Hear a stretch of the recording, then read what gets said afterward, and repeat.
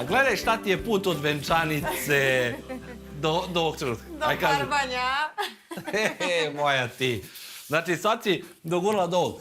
Kaži mi, mojte, kako je bilo? Prelepo. Meni je od uvek bila želja da se dole venčam. Mislim, odozdo sam, zbog posla sam u Beogradu, ali eto, taj posao me doveo i do Stefana. Ali, ne znam, Brezovica, Šara, Kosovo, to je za mene svakako nešto posebno. Tu su moji došli, tu su bili, uvek će da bude nešto posebno. A na svu sreću i Stefanu znači.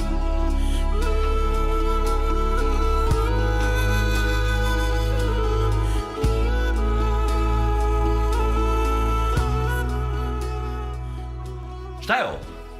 Šta je ovo? Šta je? Kako se to zove? Šuberče. To je šuberče, to je... Dođite vidim kroz šuberče, ne vidite?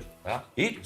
Evo ovako, ovde je ranije bila kuhinja, a ovo je bila velika sovra, kako oni zovu, odnosno velika soba. I ovde se slavila slava. Za slavu. Tako je. I onda je, pretpostavljam zbog praktičnosti, ali zbog neke mode, a možda je bilo i zbog uticaja Turaka, mada nije, žene su iznosile i ovamo, ali zbog praktičnosti ovde se spremalo, kroz šuberče se dodavalo i postavljalo se na sto, odavde se sklanjalo i vraćalo se u kuhinju.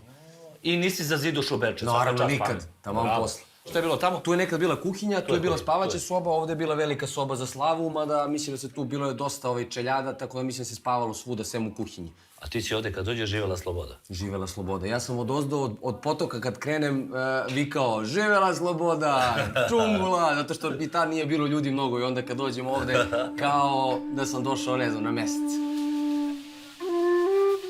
Toplički kraj, jugozapadni deo Srbije ka Kosmetu, bio je mesto na koje su još u vreme Obrenovića dolazili preci da budu graničari, a kasnije ih sudbina pratila da su uvek bili prvi u rovu u svakom ratu.